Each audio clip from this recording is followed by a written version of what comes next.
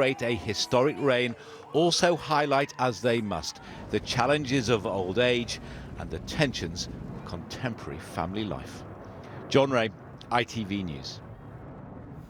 Well, we've got a rundown on everything we know so far about the Queen's Jubilee on our website. That's at the usual address, itv.com/news. But it's almost 7 o'clock. Here's coverage of the Northern Ireland Assembly election results continues in Vote 22. Paul Clark will be joined in the studio by political editor Tracy McGee, along with expert analysts and UTV's team of reporters who will have the very latest from the count centres. So that's all from me and the team here, but enjoy your evening.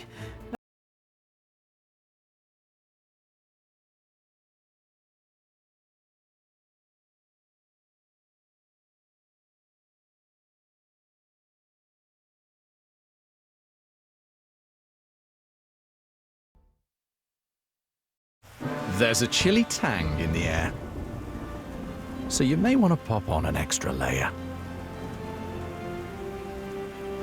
HP Source sponsors ITV National Weather.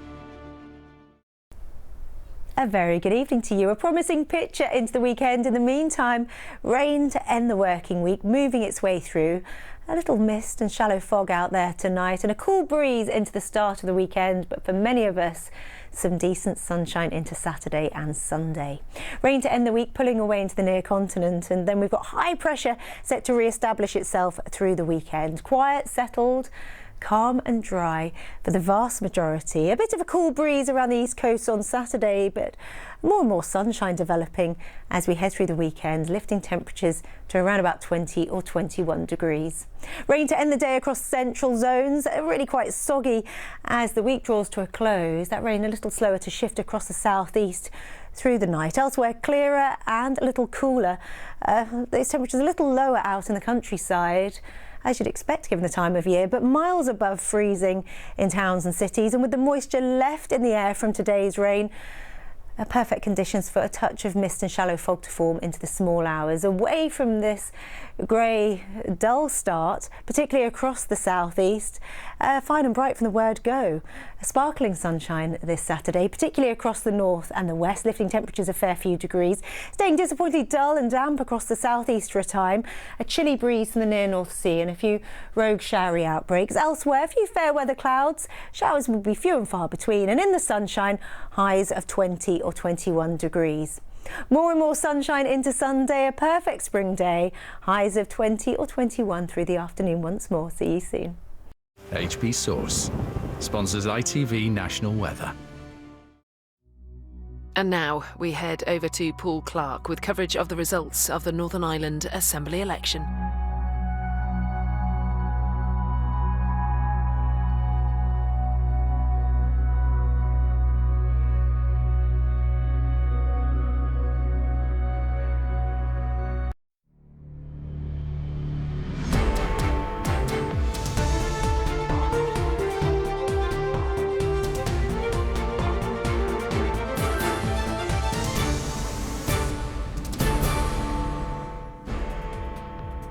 Good evening and welcome back to Vote 22 here on UTV.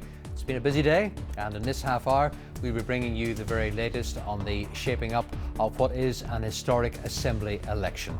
With me throughout will be our political editor, Tracy McGee, and also here the political editor of the Belfast Telegraph, Suzanne Breen, and a familiar face to many of us, the political commentator, Ken Reid. But first, let's take a look at where things stand this Friday evening with the time just gone 7 o'clock. And there is the state of the parties. The DUP have 2 seats. Sinn Féin have 16. The Ulster Unionists 3. The SDLP have 1. Alliance have 3. And then there is one other. That's Alex Easton, the independent MLA in North Down. And we can take a look at the percentage of the vote now. And this is the first. This is a percentage of first preference votes.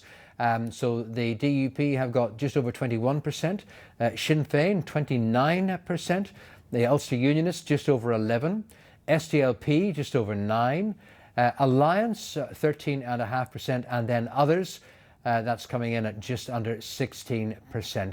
And then we can take a look at the change of the vote now from the last time, from 2017. It's the DUP are down 6.7%. Sinn Féin are up just over 1%. The Ulster Unionists are down almost 2%. The SDLP down almost 3%.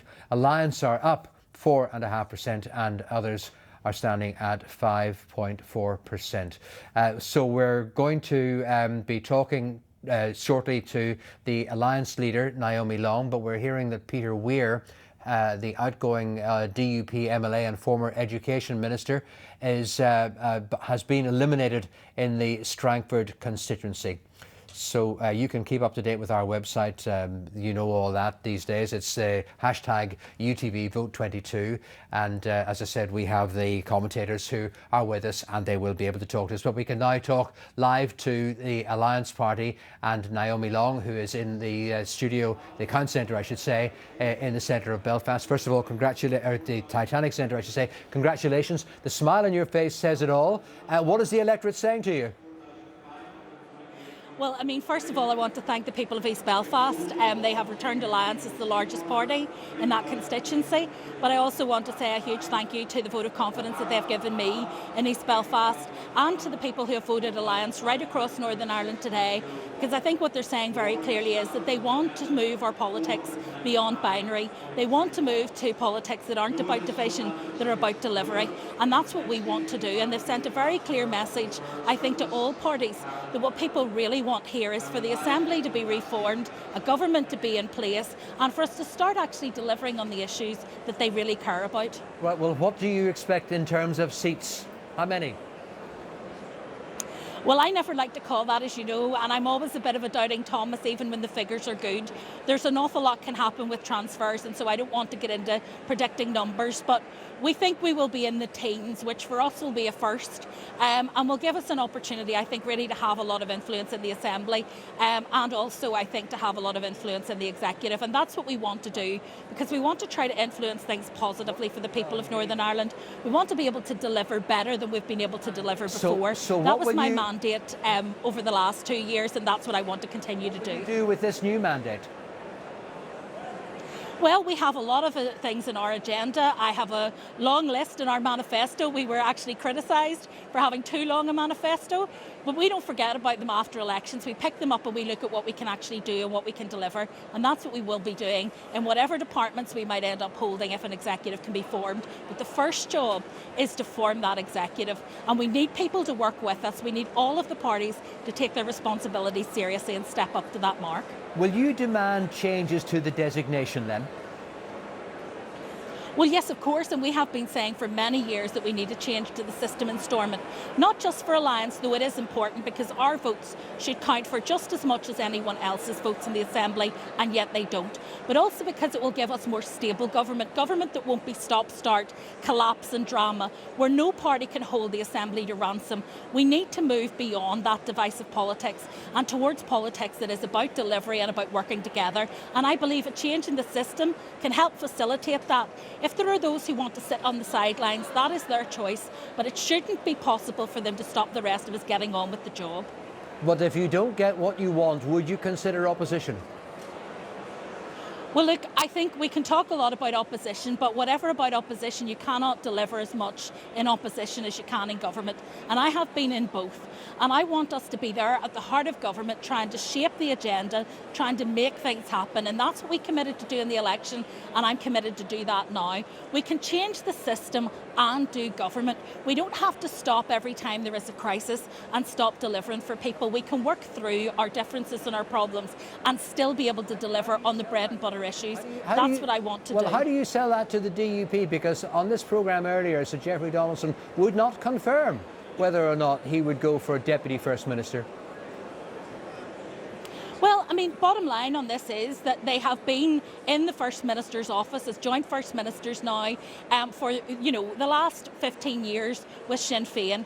And if that tiny little D at the start of the First Minister's title is such a big deal to them, let's call it joint First Ministers and move on, because that's what they are in practice. I think people outside in the community will be incredibly disappointed if they find that the Democratic and the Democratic Unionist Party only means anything if the DUP are top dog. They've got to get down and be willing to work with everybody in the Assembly, and it's really time now for us to step into that space. We've had a 6-week election campaign. We've heard what the issues are. We know that the health service, we know that the cost of living crisis are by far people's biggest concern. We need to work on that. Yeah. And if the DUP are genuinely concerned about business and the protocol, well, if they're genuinely concerned about business and the protocol, let's be clear, the worst thing for business in Northern Ireland is political instability. So let's not create any political instability. Let's get round the table and make things work. OK, Naomi Long, thank you very much indeed for talking to us live this evening from the Belfast Count Centre. Now, listening to that, Ken Reid, Suzanne Breen and our political editor, Tracy McGee. Tracy McGee, what are you making of what Naomi Long says? Very relaxed there too. Absolutely. Well, she's had a good day. From those figures that you announced before the interview with Naomi, their vote has gone up by 4.5%. Now, that is a good result for them. Maybe not as high as some people had said. Maybe it might not go up to a 10. She says in the teens. It might be in the low teens.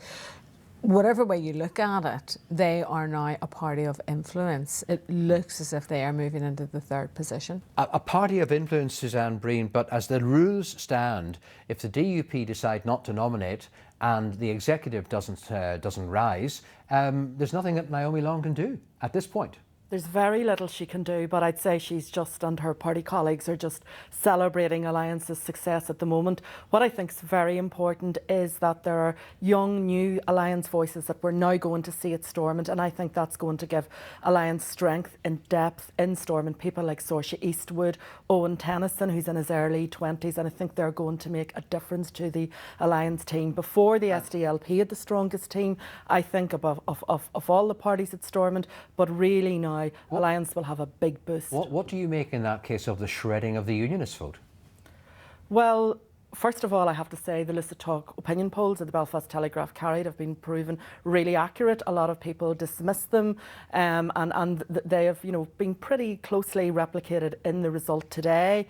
I think it's not a good day for any of the Unionist parties, bar the TUV, although we don't know. I think there's only one seat in Strangford that we can definitely say will be a new win for the TUV. But all Jeffrey Donaldson's talk about stopping a Sinn Féin First Minister, it had completely the opposite effect. It galvanised nationalists to come out in their masses, and even SDLP voters to lend their support to Sinn Féin. Ken, you and I are of a generation when we remember the mantra from the DUP, smash Sinn Féin. It worked, didn't it? Well, I think it's quite extraordinary. There's 66,000 votes difference, first preferences between the DUP and Sinn Féin. That's quite remarkable. 250,000 people have given their first preference to Sinn Féin. And I agree with Suzanne that what has happened is I think also strategically, Sinn Féin last week started to play the First Minister card themselves. Right through the campaign, the DUP were playing it all the time, stop Sinn Féin becoming first. That has galvanised the nationalist community. And really, the gap at the end, I mean, if you look at those figures, Sinn Féin at 29%, the DUP at 21.3%, that's not close. Will the DUP be licking their wounds tonight? Will Jeffrey Donaldson be licking his wounds? Well, I would imagine that Jeffrey Donaldson will have to reflect on that, but I would imagine that his tactics from Monday will be talking about unionist unity or cooperation, and saying that, for the union to survive, we've got to work together. Whether that works or not is another thing, because we already know the difference between the Ulster Unionists and the DUP, quite substantial in a certain number of policy issues. I don't think we need to wait until Monday, Tracy. I would have thought that those conversations will be happening over the weekend. Well, they're definitely, DUP tallies are incredibly efficient, so I would imagine that they know right now exactly where they're going to land, and they will have had to have gamed this out. It was a potential, maybe not necessarily just how much of a difference between themselves and Sinn Féin, but they have had to have thought out what happens if Sinn Féin takes the top post. But the difficulty for the DUP is that their vote is down. They have a leader who is in Westminster with no guarantees that he's coming back from Stormont, and they have put themselves on the hook of saying that they're not going into government until the protocol is sorted out.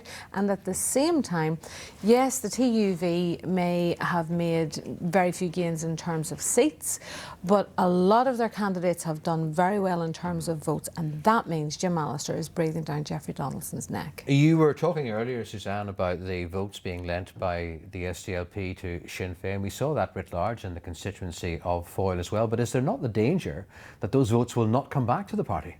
There is a danger. I mean, in 2019 Westminster election, it looked like the SDLP were back right at the heart of nationalist politics. We're very, very competitive.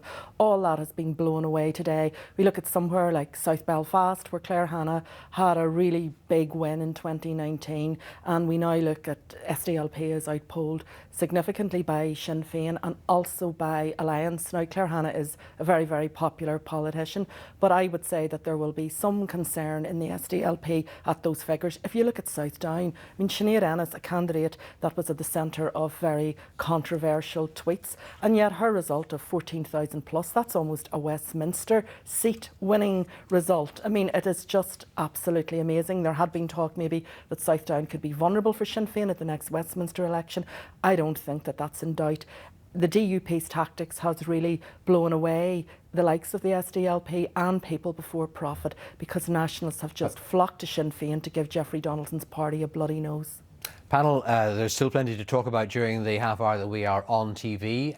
We will be continuing the conversations after this short break.